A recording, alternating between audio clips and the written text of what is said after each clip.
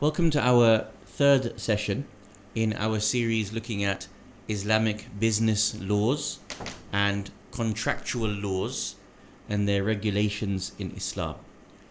In our first session, we mentioned the following important points. Number one, that depending on whose taqleed you do, mine and your businesses, whatever business we are in, it may be that learning its laws that are pertinent to us are either wajib or mustahab. His Eminence Ayatollah Sayyid Ali Hussein As-Sistani, may Allah preserve him, states that it is mustahab to learn the laws of your livelihood. If, however, you fear falling into ignorance which would cause you a sin in any of your work contracts, in any of your personal contracts, then it becomes wajib for you to be able to learn those contracts. We mentioned that there are three types of laws within Islamic economic laws, within Islamic business laws. Who can tell me what those three sets of laws were? Who can remember? One type of law will be where you are free to be able to make the contracts that you please. And that is based upon this ayah that we use as the centrality of our series. In Surah Al-Baqarah, Allah subhanahu wa ta'ala says that as long as you have taradi, consent and satisfaction between yourselves, the shara', the divine legislator, Allah, the Prophet, the Imam, does not intervene in the contracts that you want to make. This was the first type. What was the second type? Guidance meaning? This is the recommendation sort of thing, and it's up to you. Brilliant. There's a word that we want to use. Can you remember the word? Gharar is a type of the word that we're looking for. Sometimes the marja will provide you with a principle, one of which is gharar. He will provide you with a principle and tell you these are the parameters that you have to work within. And so as long as you work within those parameters, you are free to be able to transact as you please. What's the third type? The third type of ruling is where the marja will provide you with an actual law and say this is the specifics of what you have to follow. And that will be because there is a dalil, there is an evidence from the Quran or from the hadith or from aqal, from intellect or from the practices that we normally do that will tell us this is the law that we have to be able to follow specifically. So our first discussion revolved around this. Our discussion 2 weeks ago was for us to be able to introduce 5 principles that we can utilize for us to be able to go back to. So as we said that there were 3 types of laws. One where you're free to transact, one where there are principles, and one where the marja will tell you this is the law. So we mentioned 5 major principles of which you can utilize to go back to when we are in doubt about whether we are doing a correct contract or not, either as an employee or as an employer. Who can remember some of those 5 principles that we mentioned? Everything's halal until proven haram. Wonderful. Number 1, كل شيء حلال حتى تعرف أنه حرام. Everything is halal until you know with evidence it is haram. One principle. You have a right over your wealth. Wonderful. الناس يسلطون على أموالهم. People have a right, they are in authority over their own wealth to be able to utilize the wealth as they please. Well done, excellent. Principle number 2. Third principle? Illogical risks. Brilliant. What was the word that we used for illogical risk? Gharar. Excellent, well done. So, no undue risk, which is something we're going to specify this evening. We're going to go into the issue of risk, inshallah, as an example. Brilliant. That was a third one. Fourth one. It rhymes with gharar. Dharar. What was dharar? Harm. Islam does not occasion harm. Meaning, you cannot do something that harms yourself, nor can you do something that harms others. Brilliant. Fourth principle. And what was the fifth principle? Whatever corresponds with Quran and Sunnah is permissible. كل ما يوافق مع القرآن والسنة فهو جائز. Whatever corresponds to the Quran and the Sunnah is permissible for you. Whatever goes against Quran and Sunnah, it is impermissible for you. You cannot make a contract. 5 very simple principles. That whenever we are contracting anything in our life, be it marriage contract, be it working for someone, be it employing someone, doing a deal on behalf of the mosque, let's say you are part of the EC, whatever it may be, you can always go back to these 5 main principles that will allow you to be able to navigate if the ruling is within the issue of the principles. Allow you to go back to one of these 5. So we also did something else 2 weeks ago. We asked, for example, can Nazir do any deals himself? Do you remember? Can Nazir give charity, sadaqah, for example? Can Nazir make his own contracts? Can Nazir, for example, make a will for himself? May Allah grant him a long, long life. But can he do these things in Islam? Nazir, what was the answer? Yeah? So, many of our scholars said yes, so long as dad is present or allows it to occur. And some other scholars said that whatever is minor transactions is permissible for him. And other scholars said whatever he is proven capable of doing, he is permitted to be able to do. So for example, in the first, if Nazir wants to make a transaction, as long as dad is happy with it, signs it off, is present, gives his okay, he can go and make those transactions. And the second opinion is that as long as it's a minor transaction, Nazir can go into the petrol station and he can purchase himself some crisps and a chocolate if he wants. But nothing major. The third opinion is, so long as Nazir has proven himself capable generally to be able to do a transaction of this nature, it's permissible. So for example, if he has already proven that he is capable of making a decision of whatever the nature is, by virtue of proving his maturity, then this would be permissible for him. Because there's no reason for the shari', the divine legislator, Allah, the Prophet or the Imam, to deny Nazir's proof of his independence or maturity. How can we go back and prove this? Which principle did we utilize? Which one of the 5 principles argues the question of whether Nazir can actually spend his own money for himself?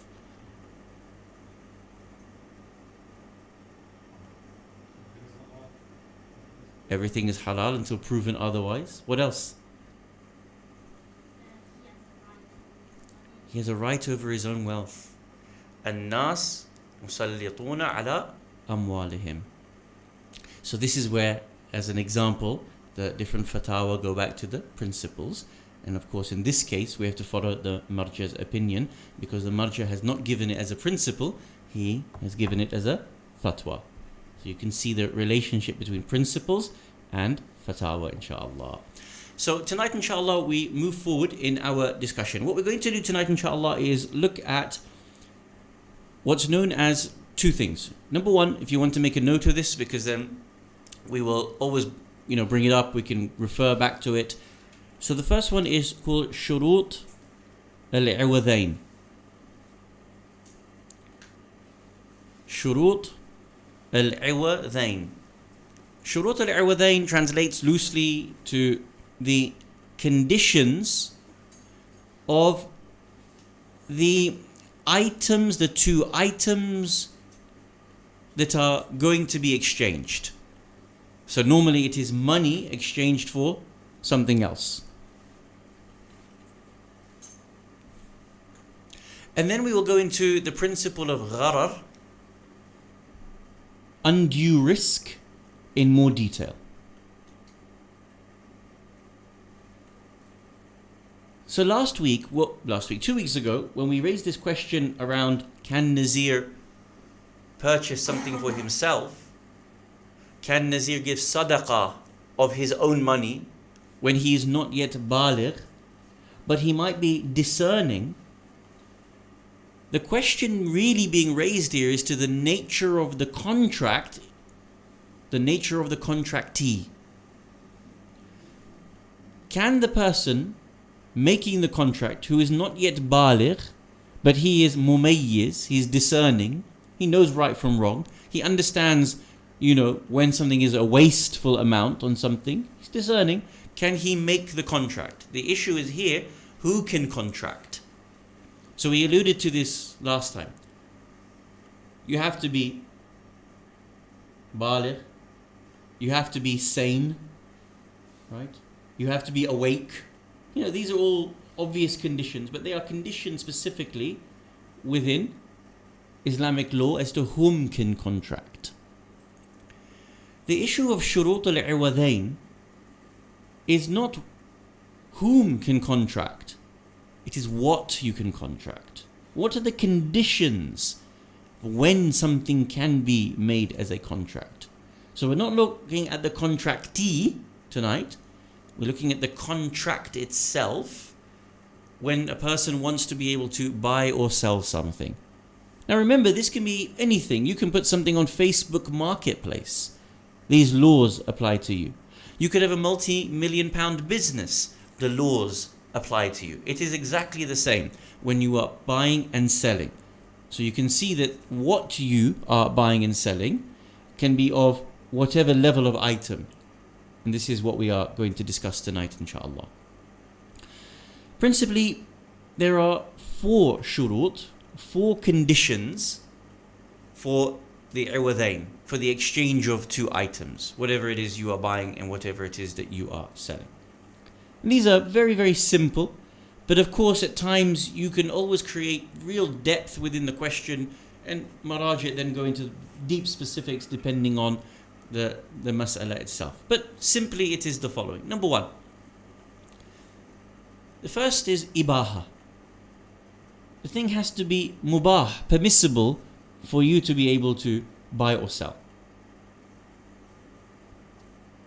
Within that, it has to have what is known as intifa', jawaz al-intifa'. You have to be able to have the permission to be able to utilize that thing properly. So I'll explain. In regards to the first issue of ibaha, it is as simple as it is permissible for you to be able to buy and sell that thing. Who can give me an example of something that would be haram for you to buy or sell? Alcohol. Simple example. Cannot buy it, cannot sell it. Now, is that carte blanche, or are there conditions when you can buy and sell alcohol? What happens if it's for medicines? Can you buy it? Yes. So what we mean by ibaha, of course, here is that which is within the law, and of course when there are certain exceptions or detailed rulings, you know the secondary ruling around it. So normally what is impermissible for you to buy is quite simple. It is normally that which is najis, that which is not allowed to be utilized. So for example, previously our maraji' would highlight that buying and selling blood was haram. Why? Because it's najis. But actually nowadays the ruling has changed. Why? Because people actually make use of blood. You can buy and sell blood for actual benefit. Whereas in previous centuries, we didn't have the scientific medical means to be able to make use of blood. Simply it was najis. There was no reason to buy and sell blood. What were you going to do with it? Whereas of course with the change in mawdu', the change in the way in which we approach this mas'ala, we also have a change. Number one, ibaha. Number two, sulta. You have to be owning the item, or you have to be in control of the item for you to be able to sell the item, or indeed for you to be able to purchase it from someone. They have to be in control of the item. Now this becomes a little bit more in depth. Can I purchase something that you don't yet own? Can I sell something that I don't own? Can you see this becomes quite problematic, which is something we're going to go into a little bit more tonight, inshallah. Principally, you have to have sulta over it. You have to have authority or ownership over it. And if you don't, principally, you cannot sell that item. As I said, we're going to go into certain details around that tonight, inshallah. The third principle is that you need to have qudra for its taslim and tasallum. You have to have the ability to deliver the item or give the item over. If you do not have power over that, if you cannot do it, from the Islamic perspective, the contract is batil. Can I make a contract in which I am promising something that I cannot deliver on? No. From the Islamic perspective, I cannot. I need al-qudra ala taslimi wa tasallum.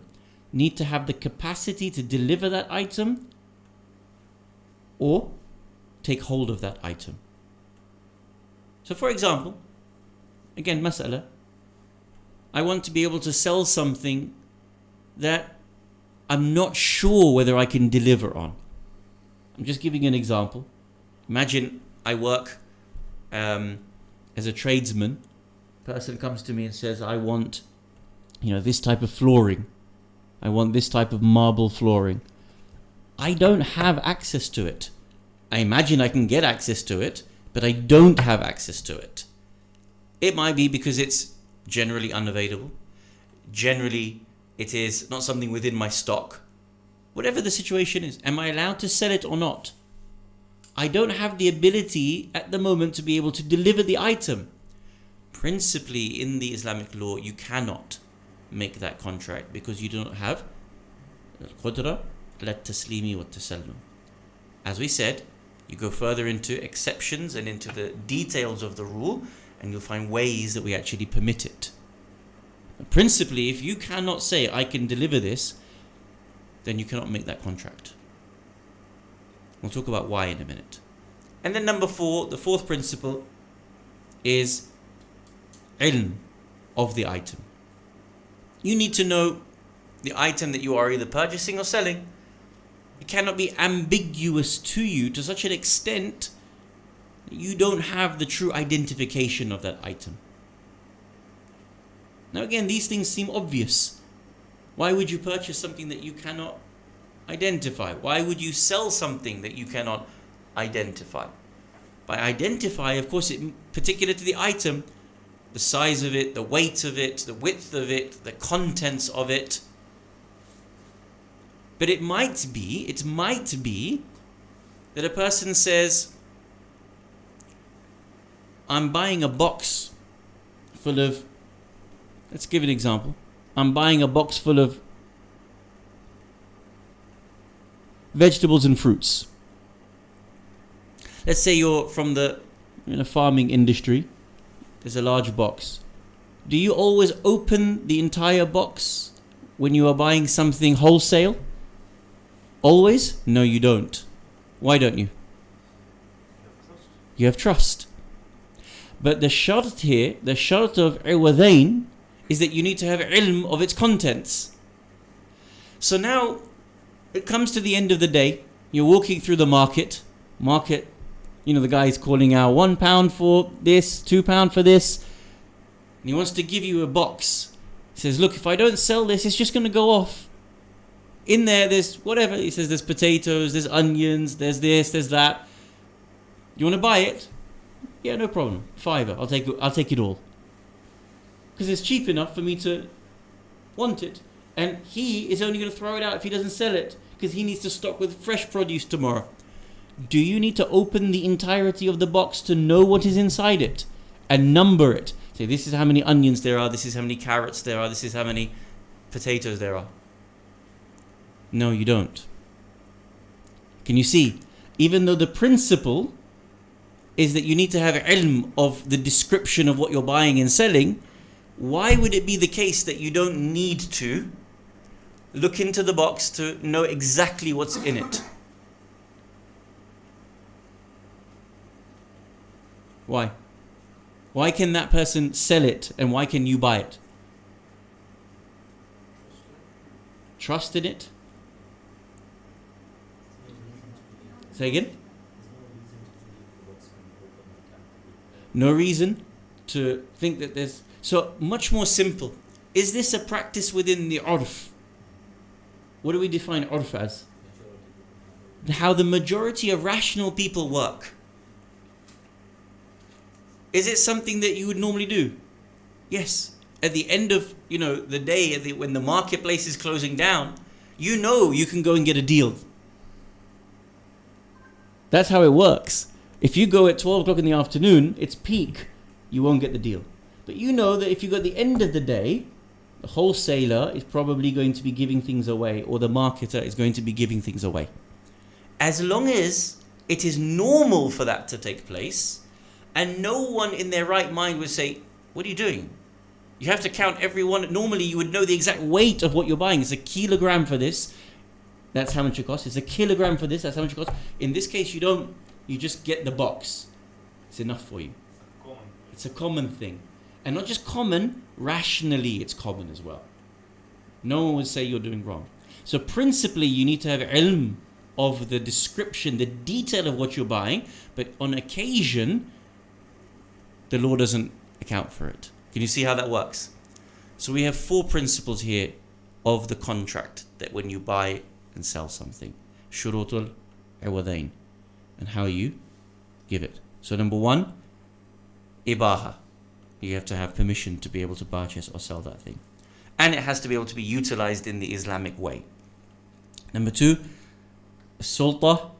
You need to have authority over it. You have to legally be allowed to buy and sell it. Number 3, al-qudra. Capacity to be able to exchange the item properly. And number 4, al-ilm, of the description of that item. Everybody makes sense? Not too difficult, but you can see how the principle works and how some of the detail works. Okay, now based upon this, across all of the 4 conditions, there is a principle that underwrites all of these 4 conditions. Which one of the 5 principles that we spoke about underwrites these 4 conditions of the contract?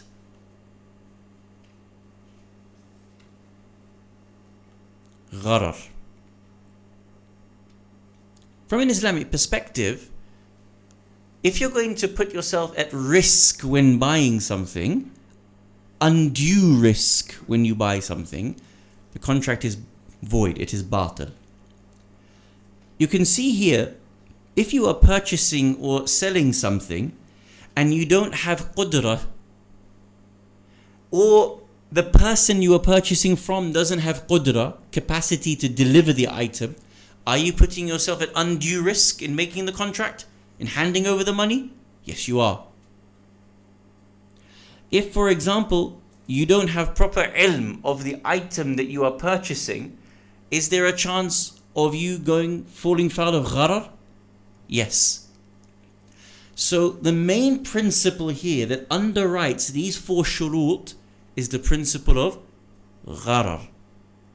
Putting yourself into a position where it is undue risk, illogical risk, unfounded, unwarranted risk that you put yourself into. And this happens for the majority of business, because business is about putting yourself at a point of risk. You're always purchasing something in advance. You're always in a chain and you're always expecting to be able to purchase something and then sell it on for more later on, or something like that. The very nature of investment in business is risk. So one of the biggest questions in Islamic legal theory around business and contracts and investment and partnership is the question of the definition and the boundaries of gharar, risk-taking. What is considered too risky that it invalidates the contract versus what is considered risky but a good deal, or risky but you have no fear that it's un-Islamic. Let me give you a couple of very simple examples. I want to be able to invest in a share. A type of share can be that I know that the business is going to boom. There's no risk. But it's always risky. Because when you invest in any share, the potential is that that business can go bust. Is that considered a gharar? For example, I want to invest in Manchester United. Manchester United seems like a good shout. But I know at any one moment, they might no longer achieve European qualification. The value of their business could go down. Is it risky to invest in Manchester United? I need to keep this fiqh and not jokey, because if I say something jokey, someone might take it. It's always risky to invest in Manchester United, especially when they lose Cristiano Ronaldo, as a person who got stung by 3 of his goals the other week. At times I want to be able to invest in a business, but it has no track record. I think that this revenue stream or this area of transaction, it might work. The business is brand new, I want to invest in it. But there's no way to know whether it's going to succeed or fail. Is this risky? Let's go a little bit more in detail. Mas'ala in the community. It's a touchy subject, so I don't mean to offend anyone in the community if they have come across this issue, but it's something that we need to learn about. Something that's happening to our community right now. There's a particular mosque in our community. A donor built brand new mosque and said to the community, I'm going to give you this mosque, no strings attached. So everybody moved from mosque A into mosque B. The problem was that there was no agreement in writing. There was no contract in writing to say anything about it. Mosque B has been built brand new. Everybody closes down Mosque A and migrates over to Mosque B. The donor of Mosque B then says, yeah, I'm giving you the keys, but it's based on A, B, and C conditions. By now, everybody's left Mosque A and moved to Mosque B. Can you see? The problem was what? Gharar. Why was it gharar? No contract. No contract in place. So a whole community moved over, and at the end of it, half the community complained and said, the conditions you've placed upon us are unacceptable, irreconcilable. We're all going back to Mosque A. Half ended up in Mosque A, half ended up in Mosque B. Now, until today, they're still fighting, they're still arguing, this, that. I'm not going into who's right, who's wrong in this platform. But can you see, a contract which was not present, but a verbal contract that was present, is not sufficient. All you need to do is present this mas'ala. Was there undue harm to the community to move over? Yes. Then why did you move over in the first place? Can you see? In any other transaction, if any other businessman had made that, in any other issue, whether you're investing in stocks and shares, you're starting a business, would you have ever moved over without a contract? Without seeing the contract in signing in advance? Would you? No. But of course, community, may Allah bless them, did. And now half the community is here, half the community is there. From the Islamic perspective, this was undue risk. You put yourself in harm's way, which in reality should have immediately voided the issue. If you just had a fiqhi understanding of it, the community could never have done that. Can you see how Quran and Sunnah protects you in our daily life? Only when we avail ourselves of the knowledge of the principles and the way in which we apply them to whatever our modern day circumstances are, we can avoid a lot of problems within our community.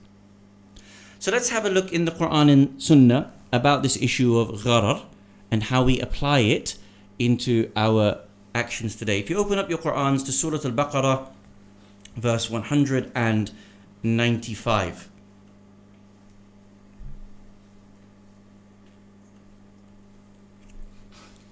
Ayah of the Quran, Allah subhanahu wa ta'ala gives to us specifically in the realm of transactions and spending.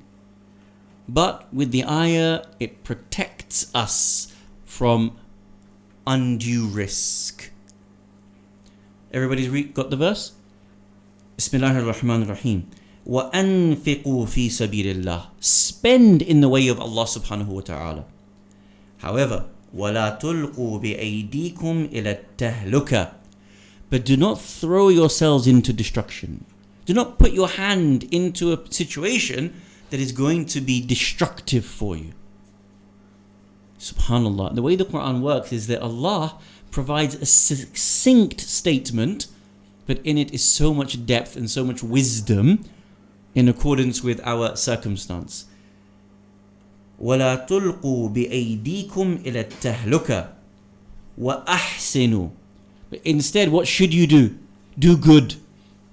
The goodness in the context of don't destroy yourself is what? Protect yourself.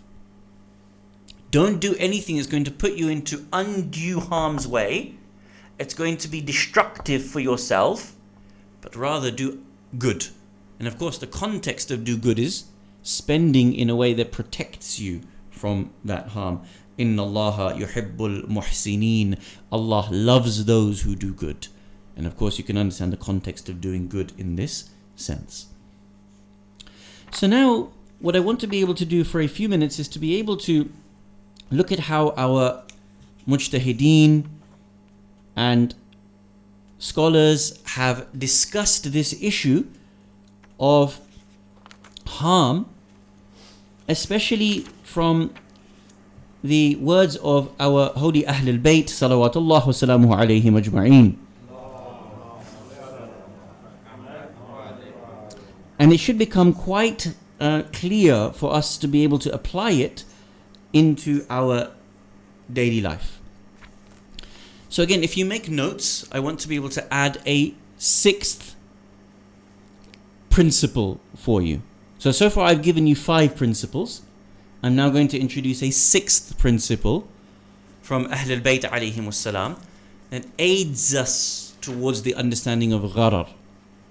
It's a principle in and of itself, but it aids us, it links beautifully to no undue risk.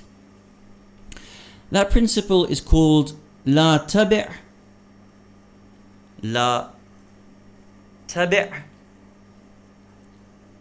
ما ليس عندك. لا تبع ما ليس عندك. This is a hadith of Ahlul Bayt alayhim wassalam. Do not sell that which is not yours, that which is not with you, that which you do not have. So again, I go back to this mas'ala of as-sulta and al-qudra. Do you remember the 2 shurut of iwadain, second and third? You have to have sulta, you have to have authority over what you are selling. It has to be yours. It can't be, maghsoob. It cannot be something that's ghasbi. And you have to have qudra, capacity to deliver it, capacity to pick up the item. Imam alayhi salam says, لا تبع ما ليس عندك. Do not sell what is not with you. Doesn't mean physically. It's what's not yours, what you don't have access to. In another hadith, the Imam says, لا بيع إلا ما يملك. there is no bay', no transactions, no buying and selling, illa ma yamlik, except what you own. That puts us in a bind, doesn't it? Because so many times we are selling things that we don't yet have access to, or that we don't own ourselves yet.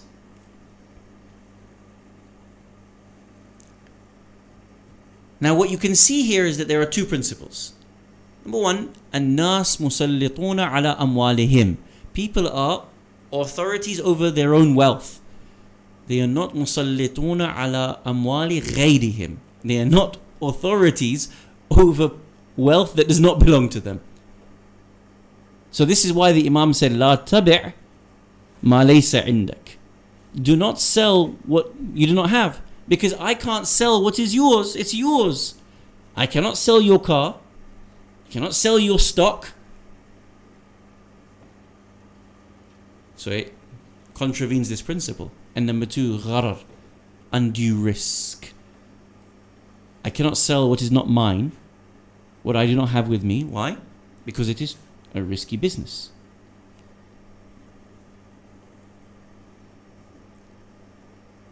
Now the mujtahideen help us here by doing two things. By going back into the ahadith to see how Ahlul Bayt alayhimus salam, number one, defined gharar, and number two, the examples that they give gharar. When someone, a businessman, would come to Imam and say, I'm in this sticky situation, is it permissible or not permissible? Can I do this? Can I not do this? And based upon the Imam's statements and actions, they make a definition, a series of definitions on what is undue risk and not undue risk, and so on and so forth. So let's have a look at some of these ahadith, and then we will look at what our scholars say about this in particular. So as an example, hadith from Amir al-Mu'mineen Ali ibn Abi Talib salawatullah wa salamuhu alayhi. Allahumma salli ala Muhammad. He says the following: Inna al-gharar amalun la yu'minu ma'ahu al-dharar. I'll translate. Gharar, undue risk, is an act in which you are not secure from harm. Now here we have a problem because we have to define the word secure. What does it mean that you are secure from harm? And then we have to answer, what is it harm? So the Imam's statement is important, but it still opens up more questions.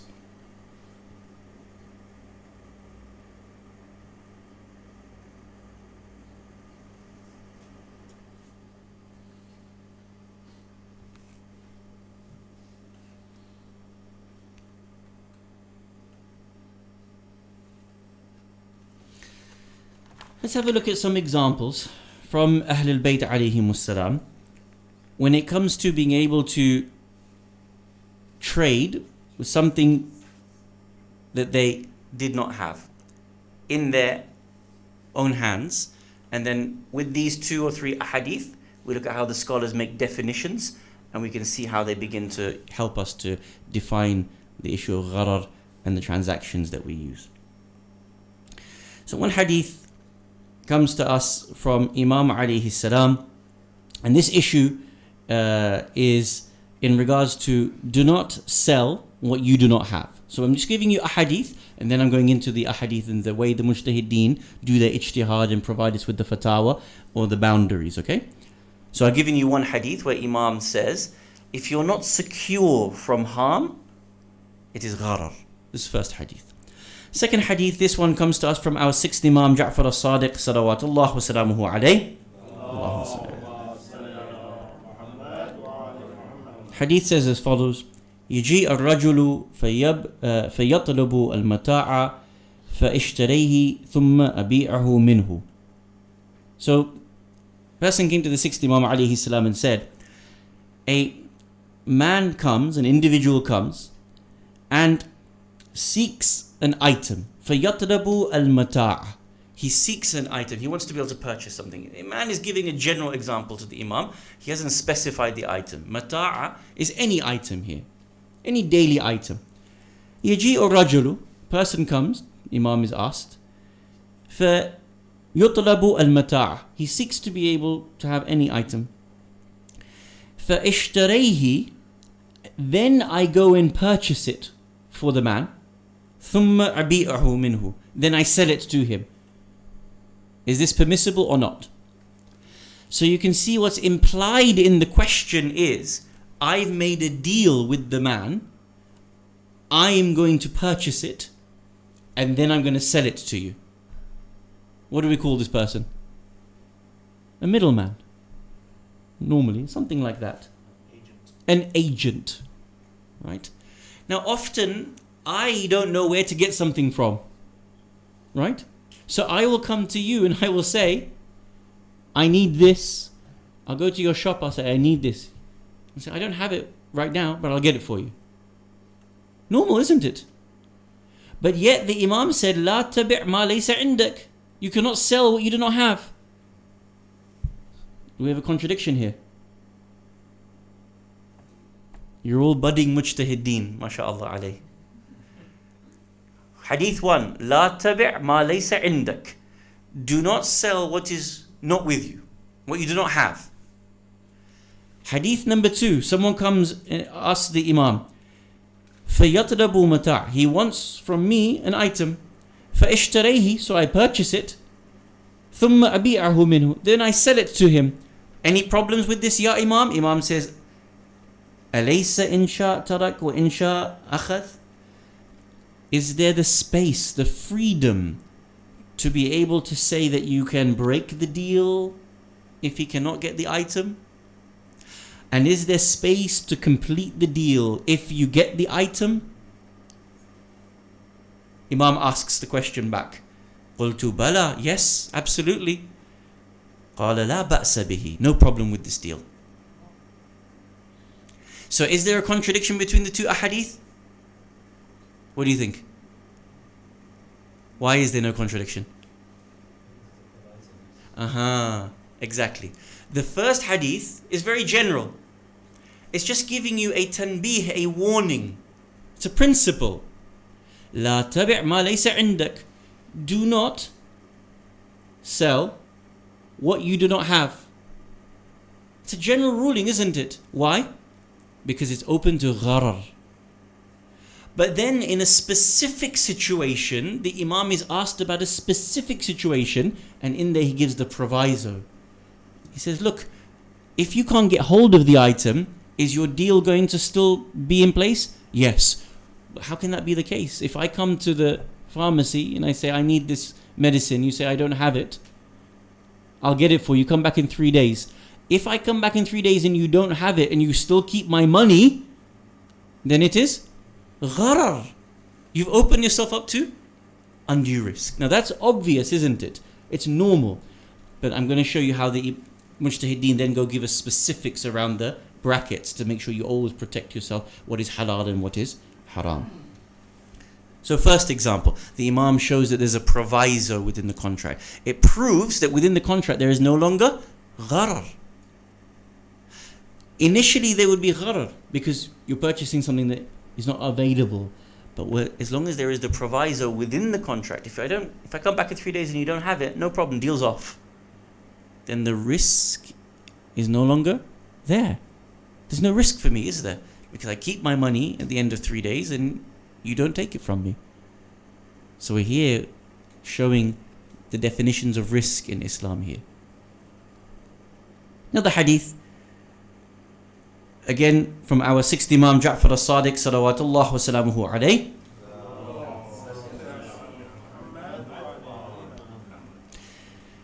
He gives an example. Imam gives an example of when you can purchase something or sell something that isn't in your hand, isn't available to you. So I gave the example. You might be a trader. I come in, I say, I want to, do up my house. I want this type of tiling. You don't have it. It's not in your stock. Can you do the deal? Well, principally, لا تبع ما ليس عندك. But then the Imam shows us that there are conditions where we can understand differently. As an example, Imam mentions that if you purchase something in which it is normal that that product would be available, it is permissible for you to be able to buy it or sell it, even if you don't have it. So the scholar here gives an example. Something that comes from something else, something that produces something else, it is permissible for you to be able to make that purchase, in the knowledge that it's normal for that item to be produced from its first item.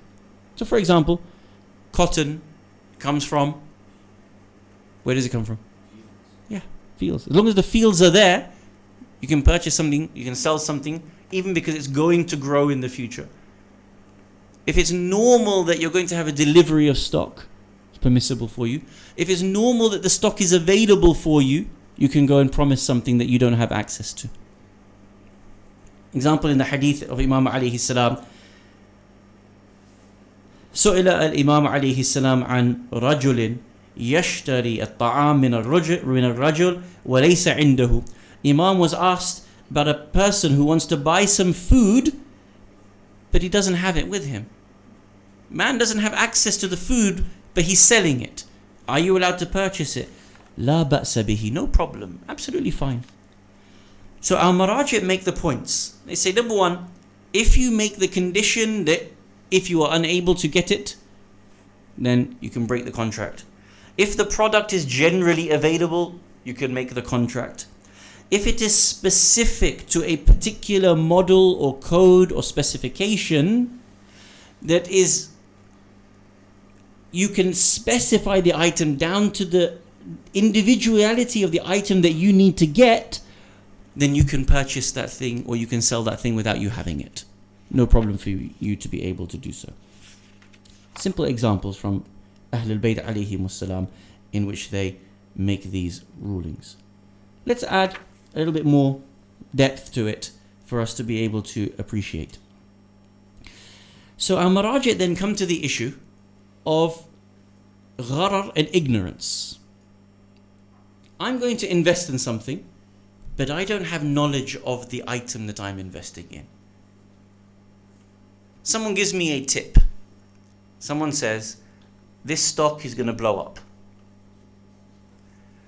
Someone says, invest in this business, but you don't know about that business. It's not your area of expertise. Let's say it's regular for you to be in housing. You normally are in this area of housing. Family member comes to you and says, I've got a good friend, he's looking for investment. He's in the furniture business. You don't know anything about furniture. It's not your area of knowledge, it's not your area of expertise. He wants you to invest £10,000. Wants you to invest £50,000. He knows what he's doing, you don't know what you're doing. You're a complete novice. Most people go, I'll take the istikhara. If it comes out good, I put the investment. Comes out bad, I don't put the investment. Prior to the istikhara, there is this principle of gharar. Now tell me, you don't have knowledge, you are ignorant of this business. You're ignorant of this model. Is it gharar or not? It's undue. Is it undue risk? Or is it just risk? How many people invest in things that they don't have knowledge of? What do you think?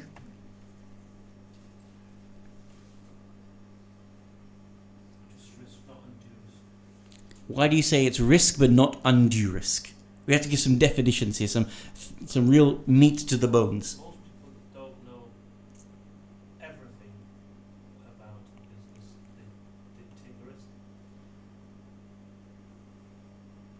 Yeah? I'm asking you, what do you think? I think, yeah. Undue risk is when it's a Yahoo thing. You really don't know anything, but here you know something, but you're taking some risks. I think undue risk is when you do something without due diligence. Really nice. So, risk is when you do something without your due diligence. That's a nice way of defining it.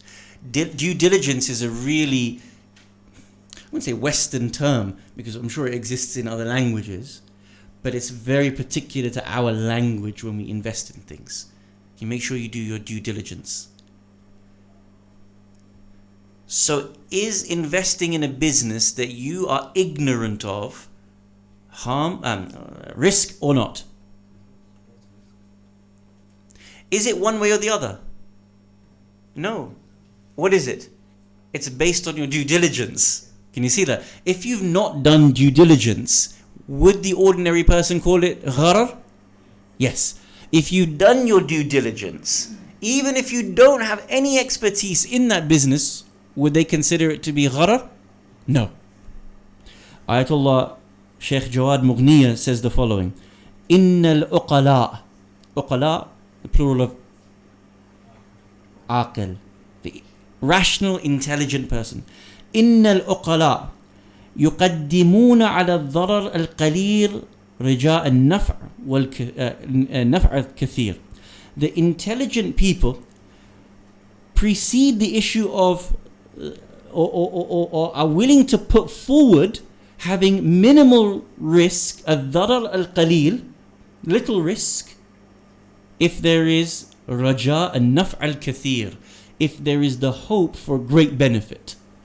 A person is willing to be able to invest 10,000 knowing that it might come out with 50,000. So this is normal for business people to be able to do. وَيَشْتَرُونَ الشَّيْءَ الْمَجْهُولِ بِثَمَنٍ لَا يُوَخِّبُونَ مِنْ عَدْلٍ مِنْهُ. And they will purchase something that they are completely ignorant of on the basis that there is no blame on them if they were to invest in it. Can you see the condition that he places? There's no blame on you by the rational people for you having invested in this business. It's not considered to be gharar. So he says that there's no gharar in basically saying you're ignorant of something. It's not how you define gharar. Just by saying you might be ignorant of your purchase, ignorant of your investment, it doesn't necessitate gharar. Doesn't necessitate harm, unrisk. Okay. Open up your, I sent to you some works by Ayatollah Sayyid Fadil Milani, may Allah preserve him. And we'll quickly just read through what Ayatollah Milani states about risk taking. So here we can see that Ahlul Bayt alayhimus salam have shown us that there is risk in our transactions. And from the Islamic perspective, if you to do something undue risk, it makes it batil. It makes your contract invalid. You cannot perform it. But here we can show that there are so many ways that condition works, practically speaking. Yeah? If you've done your due diligence, if the uqala will say that it would be normal for you to be able to make that risky purchase, that risky investment, if there would be no blame attached to you for you making that risky investment, then it no longer counts as gharar, undue risk. Ahlul Bayt alayhimus salam in their ahadith give us specifics on how to be able to protect yourself. Have a look at what Ayatollah Milani states in his book. A well-known hadith records that the Prophet ﷺ prohibited sales entailing gharar. Another hadith clarifies that this prohibition applies to all transactions. Whatever you are doing in your business, whatever you are doing in any contract, be it for yourself, for your family, for your community, any contract that is including gharar, batil, not permissible for you to be able to do. All Islamic schools of thought accept the authenticity of these ahadith. However, different schools of thought, madhahib, as well as mujtahideen, define gharar slightly differently. This is where it becomes a little bit interesting, and you can apply it for yourself here. The literal meaning of the word gharar is actually fraud. But when we apply it in the context that we are looking at, it means the following: undue risk, uncertainty, proper hazard, and ignorance. This is how our mujtahideen define it. Why? Because the lexicographers those who are the masters of Arabic language, looking at the roots of the word, how it was used at the time of the Quran and Ahlul Bayt alayhimus salam, they have used different ways to slightly define the meaning of it. For example, Al-Fayyumi and others emphasize that gharar is one way. Taking risk. But of course, we said we need more than simply understanding taking risk. Jawhari and At-Turayhi, they combine the issue of hazard and deception in the type of risk that is being undertaken. If you go to the next page, the Ja'fari school of thought, which is of course the school of Ahlul Bayt alayhimus salam, our scholars have defined it in the following ways. Shaykh Murtada al-Ansari, rahmatullahi ta'ala alayh, Shaykh al-Ansari is from 150 years ago, considered to be the greatest scholar of, he's called Shaykh al-A'zam, the greatest scholar in Shi'i Islam. Shaykh Murtada al-Ansari defines gharar as the instituting of risk that leads to transactional disputes. If you can say in advance, this deal is going to cause fights and disputation, then it is undue risk. Now that's a good way of defining it. Sometimes family members will go into a deal, business partners will go into a deal, and they know it's going to cause them a lot of angst and fighting in the future. Shaykh al-Ansari says this would be considered a gharar, it's batil, you cannot do it. In fact, what he said, قَدْ تَقْتَضِي إِلَى التَّنَازُعِ وَالْمُشَاجِرَةِ, it will boil over into arguments and fights. That's what Shaykh al-Ansari said in his original wording. If you know that's going to be the case, not permissible for you to be able to make that transaction. Shaykh al-Ansari, derived this definition from Imam Ali alayhi salam's statement that we mentioned earlier on, where Imam alayhi salam said that one has to have yu'min, be secure from dharar, from harm occurring. That's how he understood harm. Ayatollah Sayyid Muhsin al-Hakim, rahmatullahi ta'ala alayhi, one of the great maraji of our previous generation, believed that gharar applies neither to risk nor to ignorance. This is what we argued earlier. Ignorance is not party to the issue of gharar. Sayyid Muhsin al-Hakim said, rather, if a deal is misrepresented, if it is misrepresenting the inappropriate to be appropriate, only then is it considered to be gharar. If it is inappropriate for a person to make this deal, then it's considered invalid for you to make that investment, that business deal, that purchase, that sale. What would be considered inappropriate? Too expensive, too cheap. No due diligence. You could be blamed by people of your category that this transaction was wrong. If you have other businessmen and women in your field, other experts in that field, and at the beginning or at the end of the transaction they say this was crazy, what are you doing? It was inappropriate for you to make this deal. It will be considered gharar and it will be considered batil. It is a deceit that automatically entails risk. Ayatollah al-Hakim said. Shaykh Ali al-Gharawi says that he tends to agree that deceit is central to the meaning of gharar. However, the great Allama al-Hilli, rahmatullahi ta'ala alayh, considered that gharar's impact on the validity of contracts relates to the purchaser being ignorant. We disagreed with this opinion. We said Shaykh al-Hilli's opinion here may not be right. It is not about ignorance. A lot of times we purchase things that we are ignorant of, as long as we're not blameworthy of purchasing what we are ignorant of. On the other hand, Shaykh Muhammad Hassan al-Najafi, one of the great scholars of our previous generation, the early 1900s, stated that he differentiates between doubt and ignorance regarding the existence of the subject matter of the contract, doubt and ignorance regarding the qualities of the subject of the matter of the contract. Again, we can dispute person can doubt whether this is a good deal or not, but as long as they would not be blameworthy, then it would not be considered gharar in the eyes of Allah subhanahu wa ta'ala. So here you can see that actually the Quran and Hadith provide us with a great deal of insight, but our mujtahideen have tried to go into depth in regards to these principles, and then they have created certain definitions and boundaries for you to be able to apply into your own personal circumstances. You and I can be the ones who help to make these definitions better, because you are involved in those practices on a daily, weekly, monthly basis. Anyone here who is making contracts, investing, can actually help to be able to build these definitions, because you actually know what is too risky in your own businesses, what is actually blameworthy in your own businesses, or whether this is actually something that will be heralded as positive in your own businesses.